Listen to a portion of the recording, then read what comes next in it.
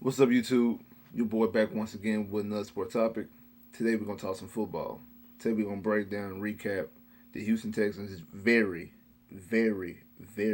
disappointing loss versus the Baltimore Ravens. The Houston Texans fall 41-7. To be honest, that score is generous. Mm, I don't know what y'all want me to say. I'm gonna go off by saying I was wrong. Um, my what I felt coming into this week was pretty much right. The feeling I got towards the week was just misleading and was wrong. And I'm gonna start by saying this, man. The Ravens are the best team in the NFL. Like the Baltimore, it's out of them and the 49ers. I'm gonna put them above the 49ers because I don't believe in Jimmy Garoppolo. I think that's the reason why the 49ers lost Monday night against Seattle. I'm just never been sold on Garoppolo. He never jumped off the screen to me. He never looked as special to me. So I always was just didn't. I really wasn't feeling it with Garoppolo, and I think he's going to be the reason to hold that team back from doing what they want to do in the postseason. So, like the Ravens already did what they did to the Patriots. You just seen what they just got to doing to us. The Ravens are the best team in the NFL. Lamar Jackson's the MVP. Like, there's no way to sugarcoat it. There's no way to get past it. It is what it is. The Ravens are the best team in the NFL, and Lamar Jackson is the MVP. Not Russell Wilson, not Christian McCaffrey, not number 4. It's number 8. It's Lamar Jackson. He's the best. He is the MVP right now as it stands. He's the MVP, and I don't see really too much outside of Pat go out and once again throw for 5,000 yards and 50 touchdowns again in this short span. If can get to it, because as I don't see no other way past it. Um, as a Texan fan, only thing I could, as a Texan slash Deshaun Watson fan, only thing I can hope for is maybe a repeat of college when Lamar Jackson wins the Heisman, but Deshaun wins the national championship game. Lamar Jackson wins the MVP, and Deshaun Watson wins the Super Bowl. That's all we can hope for right now. That's it. That's all we can hope for right now. But as it stands today, it doesn't look good at all. I mean, let's talk about this game. Let's break down this game. The Like I said, it was 41-7. Deshaun was 18 for 29 for 169 yards, no touchdowns, one interception, 6 sacks for QB rating, passer rating of 63.7. Hyde 9 carries, 65 yards and a touchdown. Duke Johnson 6 carries, 40 yards. Watson 3 carries for 12 yards. Hop 12 targets, 7 catches for 80 yards. Steals 7 targets, 4 catches for 27 yards. Kiki three targets, 3 catches for 25 yards. Finally got to see Kiki back on the field. Lamar Jackson 24 attempts, 17 completions of 24 attempts for 222 yards, 4 touchdowns, no interceptions, 1 sack, and a passer rating of 139.2. Edwards 8 rushes for 112 yards and a touchdown. Lamar Jackson 9 rushes, 986 yards, no touchdowns. Mark Ingram 13 rushes for 48 yards, no touchdowns, but he was able to get 2 receiver touchdowns. He got 3 catches for 37 yards, got 2 touchdowns.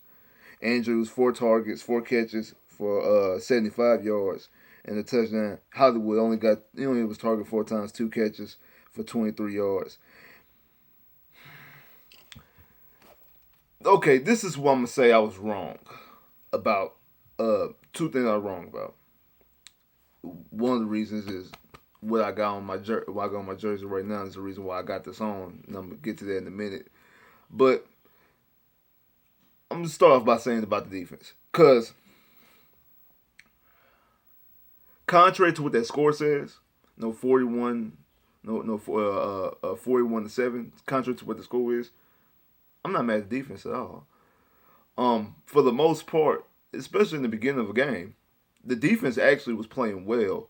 Um, I think coming into this game, the hype surrounding about Lamar Jackson and Deshaun Watson hurt both guys coming into the game because it seemed like both of them were trying to do too much. In the beginning of the game, Lamar Jackson was trying to prove that he always talk about I'm better, but Deshaun's a better passer than me. I can throw the ball too.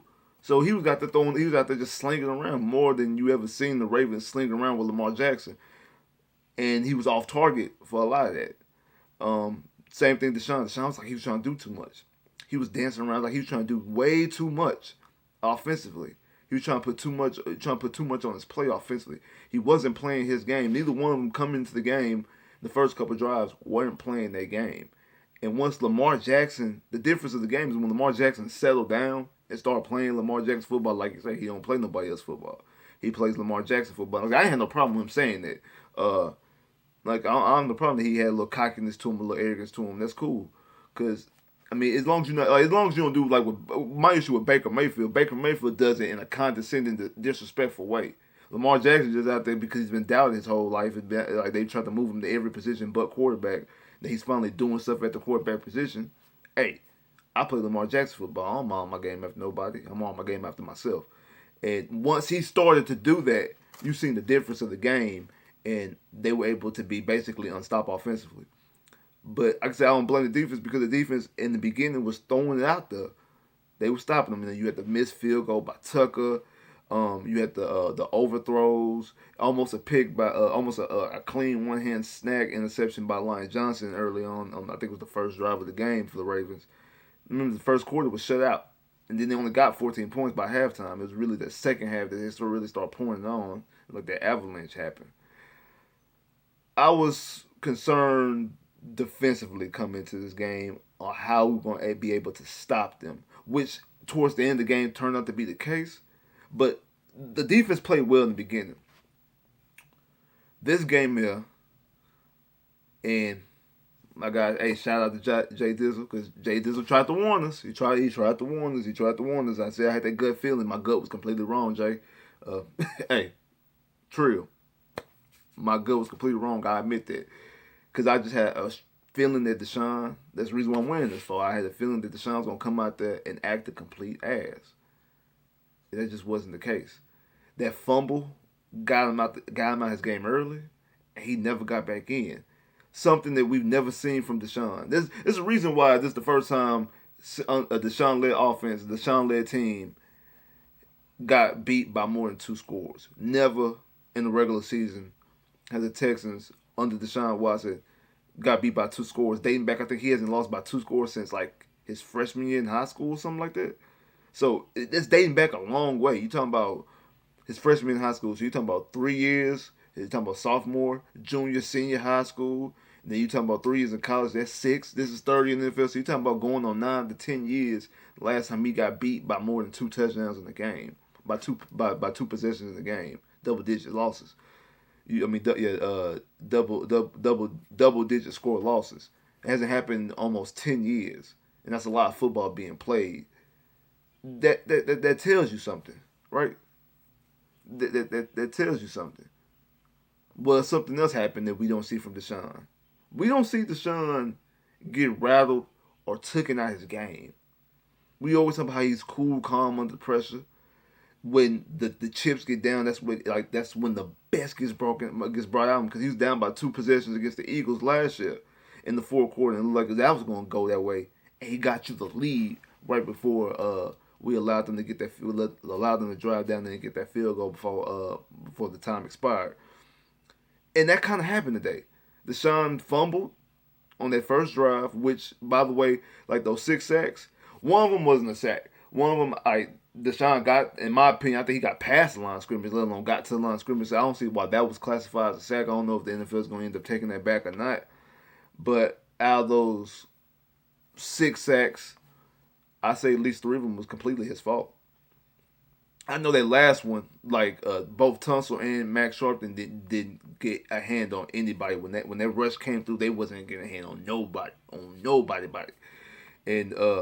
that one I could definitely blame on the offensive line. But it was a lot of them that Deshaun was holding the ball too long. He was trying to make something out of nothing. He was trying to razzle and dazzle. Instead of, like I say, Lamar Jackson at the beginning was doing the same thing, trying to prove that he was a passer instead of just playing Lamar Jackson football. Deshaun did the same thing. Deshaun's not complete with this offense. Deshaun was trying to play backyard, explosive, shine up the trophy, trying to put his stake on it. What I thought he was going to do coming into the game, thought that he was going to try to make a case and show that he is the MVP and all those type of things like that. But he did the completely wrong way. He did it trying to show it instead of just playing his game. And that's when I said, that's what I told everybody in the chat. After he fumbled, the Ravens get the ball, Tucker missed the field goal, rare miss by Tucker. Okay, we good. We are good. Deshaun, play your game. Play your game. But that wasn't the case. Did not play his game. I put this game, coming into this game, I thought the onus was going to be on Rack and the secondary and this defense. Or what could they do? What kind of game plan they could come up with? Even though they allowed 41 points, even though they allowed over 20 yards rushing. First time we've ever had we allowed a 100-yard rush in a game since I think it was 2017, Frank Gore. Nah. This game I got put at the feet of two people. Bill O'Brien and the guy jersey I'm wearing right now. He put too much pressure on himself. He didn't play his game. Bill O'Brien had 2 weeks to prepare. 2. Even though the team had their bye week. But you as a coach, y'all supposed to be in the lot. Y'all supposed to be in the closed locked doors. With doing film study. That's what y'all supposed to be doing. Watching film.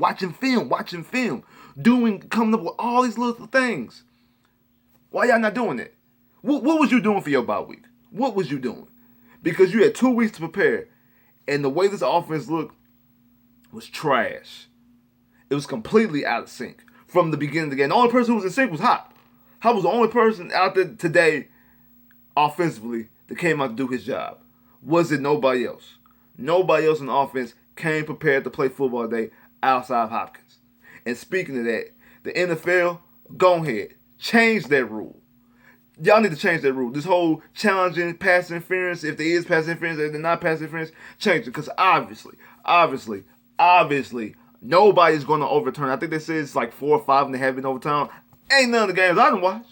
And I don't just watch the Texans. I watch games after. I watch the Monday nights and the Sunday nights and the Thursday night games. Of course, I don't watch the games that's going on the exact same time as the Texan games. But I watch other games. I watch the games after the game, the 3 o'clock games. If the Texans play at 3, I'll watch the noon o'clock game. I watch other football games outside the Texans. I haven't seen it. I have not seen it. I have not seen these quote-unquote pass interference calls. I'm pretty sure some of them have. I know people tell me that there have been some overturned. I haven't seen them. Every game I watch, every time there's a challenge, it's always uphold. If that wasn't pass interference by Humphries, I don't know what pass interference was. Now, he was holding on the Hop jersey going in.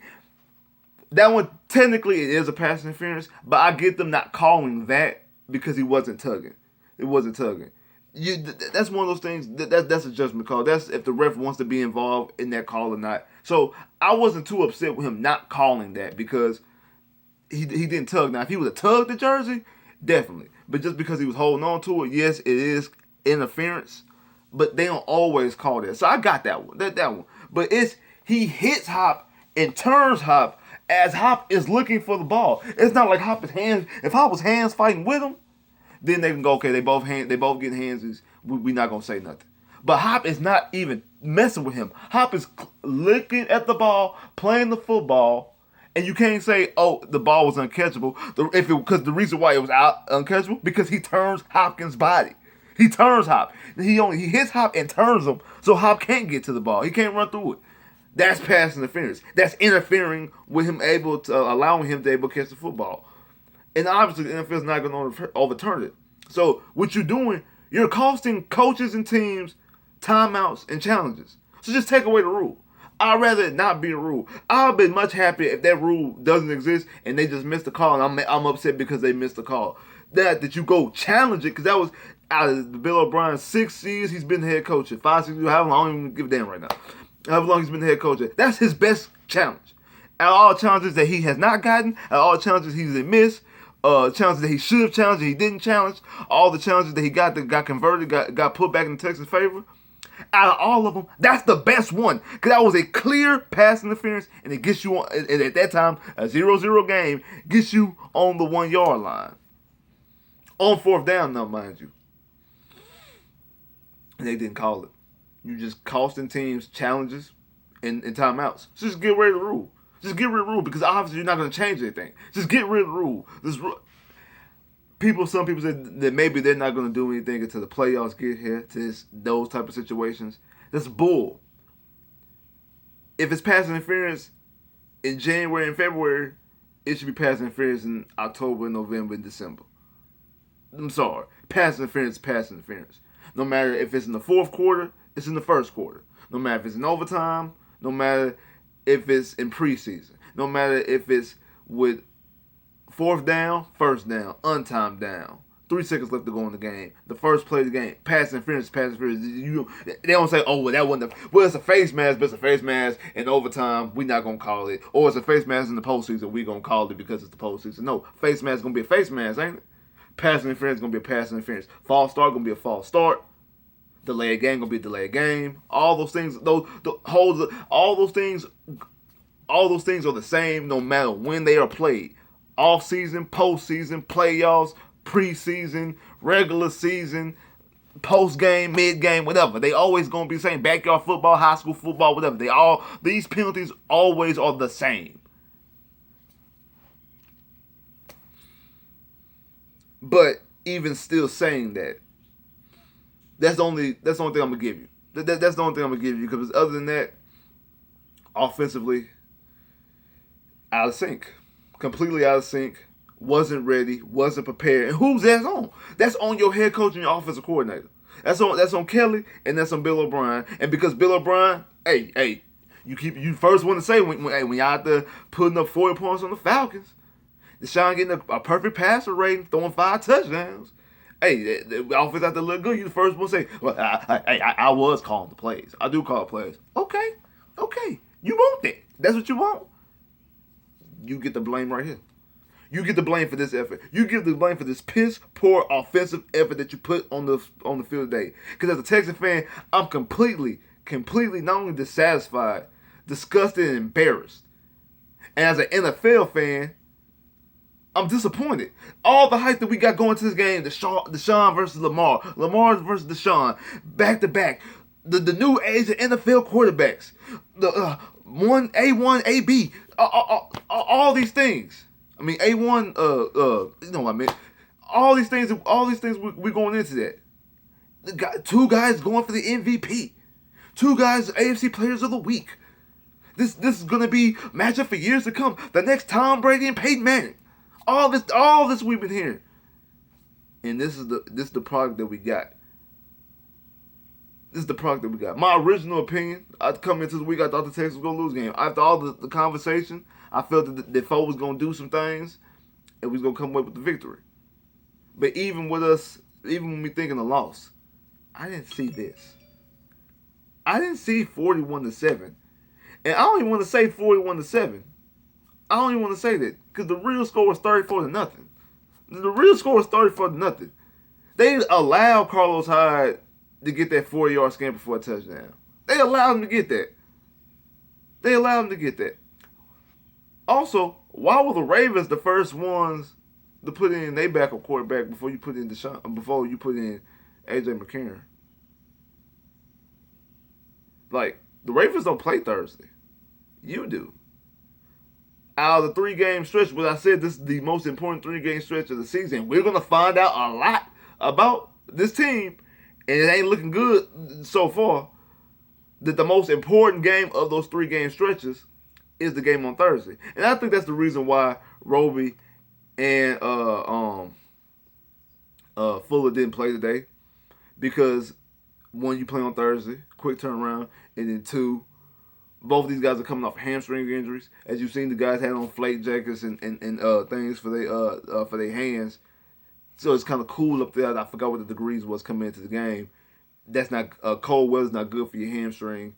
Maybe if this game was played in Houston, they probably would have played.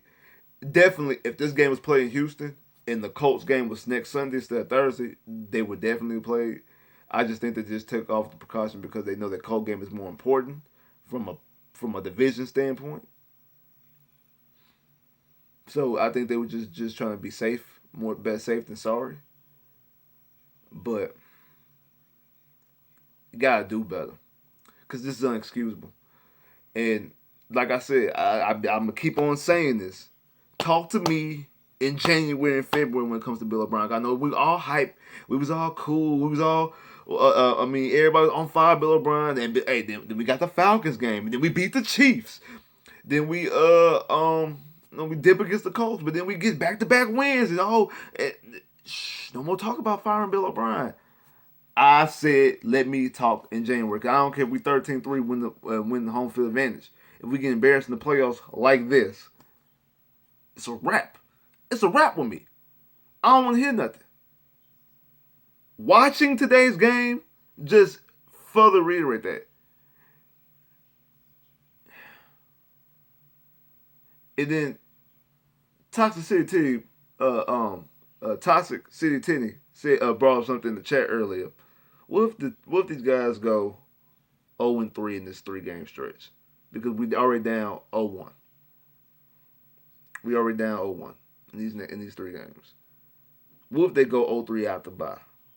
And I said if they go 0-3 out the bye, you can kiss the playoffs goodbye for one. And in my opinion, hopefully that's kissing Bill O'Brien goodbye too. Bye-bye. Bring in somebody else. Because that's ridiculous. That you cannot afford to go 0-3. And that's the way it's looking.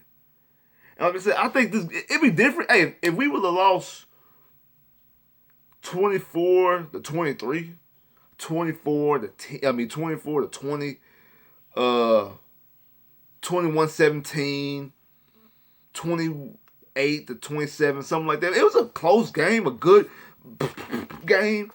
Both guys throwing up haymakers and we just come in with the L. Yeah, you still mad about it.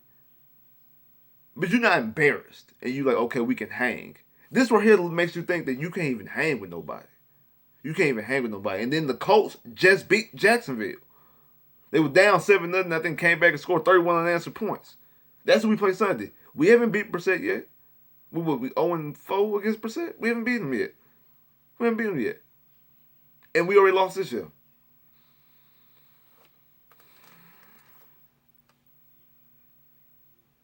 It's not good. Not good at all. It's not good at all. Like I said, I can't do nothing but commend the Ravens and Lamar Jackson. Like I say, they the best right now. We ran into a buzzsaw. They are the best team in the NFL as it stands right now. And Lamar Jackson should be the leader for the MVP as it stands right now. I think Deshaun's chances of winning the MVP over. I find it real hard for him to win the MVP this year.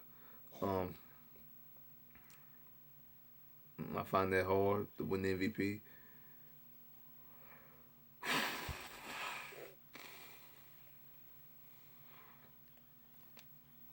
I don't know what else to say. Let's say the one thing I can say, the look in Deshaun's eyes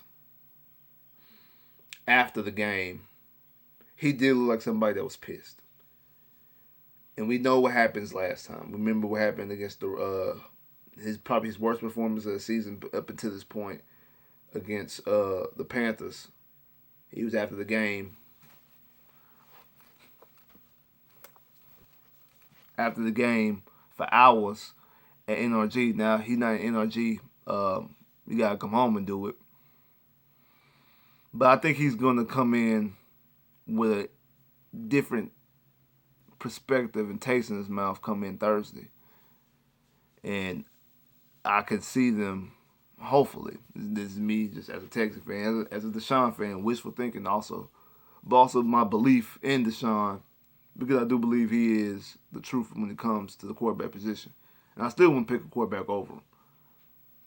But I think that he's going to come in with a vengeance on Thursday. Because I think this did embarrass him. With all the hype going into this game, I think he does feel embarrassed. Because he can't.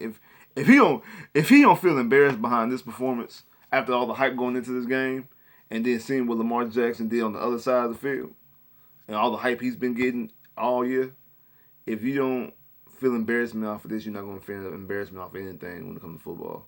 So I definitely feel that he probably feels embarrassed and disgusted with himself and his own performance and the team's performance.